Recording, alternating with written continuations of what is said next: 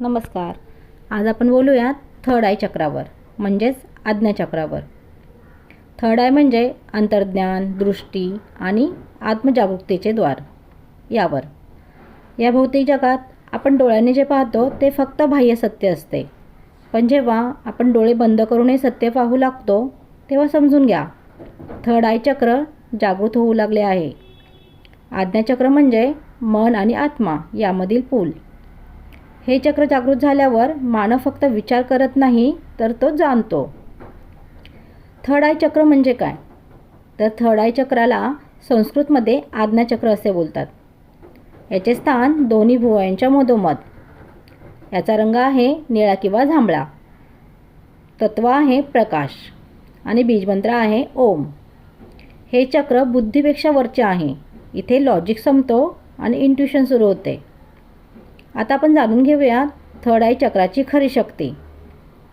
Third I चक्र जागृत झाल्यावर तुम्हाला उत्तर बाहेर शोधावे लागत नाही, तर उत्तर आपोआप आतूनच मिळते. कोण खरे कोण खोटे हे शब्दांशिवाय कळते. परिस्थिती आधीच जाणवते, म्हणजे घडण्याआधीच. तुम्ही रिॲक्शन देत नाही, तुम्ही फक्त साक्षी बनता. हे चक्र तुम्हाला भविष्य सांगणारे नाही, तर ते स्वतःला ओळखणारे बनवते. आता आपण जाणून घेऊया थर्ड आय आणि मेंदू यांच्यामधील कनेक्शन. आज्ञाचक्राचा संबंध आहे पिनियल ग्लँडशी. ही ग्लँड मेलाटोनिन तयार करते, झोप, स्वप्न, ध्यान नियंत्रित करते आणि अंतर्ज्ञान वाढवते. ध्यानात जे निळा, पांढरा, जांभळा प्रकाश दिसतो तेव्हा ही ग्लँड ॲक्टिवेट होत असते, म्हणजेच स्पिरिच्युअल अनुभव.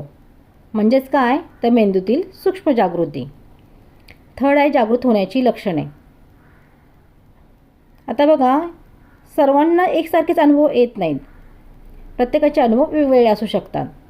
पण काही सामान्य लक्षणे. शारीरिकदृष्ट्या भुवयांच्यामध्ये दाब येणे किंवा भुवयांच्यामध्ये खेचल्यासारखे वाटणे, डोक्यात हलकी कंपन जाणवणे, डोळे बंद केल्यावर प्रकाश दिसणे, झोपेचा पॅटर्न बदलणे. मानसिकदृष्ट्या पाहिले तर अचानक क्लॅरिटी येणे, जुन्या गोष्टी निरर्थक वाटणे, लोकांपासून थोडे दूर जाऊ वाटणे, एकांत आवडणे. आध्यात्मिकदृष्ट्या पाहिले असता मेडिटेशन जास्त डीप होणे, शब्दांशिवाय समजणे, इगो हळूहळू डिझॉल्व होणे, ध्यानात दिसणारे रंग आणि त्यांचा अर्थ. जर ध्यानात निळा रंग दिसत असेल तर थर्ड आय ॲक्टिवेट होत आहे. जांभळा दिसत असेल तर उच्च चेतना, पांढरा दिसत असेल तर शुद्ध ऊर्जा आणि केशरी दिसत असेल तर भावनिक रिलीज. रंग दिसणे म्हणजे कल्पना नाही, तर ती ऊर्जेची भाषा आहे. थर्ड आय इम्बॅलन्स झाल्यास काय होते? जर हे चक्र ब्लॉक किंवा ओव्हर ॲक्टिव्ह झाले तर सतत ओव्हर थिंकिंग, भ्रम, भीती, रिॲलिटीपासून डिस्कनेक्ट होणे, ग्राउंडिंग नसणे. म्हणूनच थर्ड आय जागृतीसोबत रूट चक्र स्ट्रॉंग असणे खूप गरजेचे आहे. थर्ड आय जागृत करण्यासाठी तर उपाय काय करावेत? रोज 10 ते 15 मिनटे शांत ध्यान लावून बसा. ओम मंत्राचा जप करा. निळ्या रंगावर ध्यानधारणा करा. सत्य बोला. मोबाईल स्क्रीन कमी वापरा. थर्ड आय शुद्ध जीवनशैलीतूनच जागे होते, म्हणजे जागृत होते. आता आपण थर्ड आय आणि इगो, डेथ यांच्याबद्दल जाणून घेऊयात. हे चक्र उघडले की सगळ्यात आधी इगो दुखावला जातो, कारण मी कमी होतो, आपण वाढतो. मी काहीतरी विशेष आहे ही भावना नाहीशी होते आणि इथेच खरी आध्यात्मिक परीक्षा सुरू होते.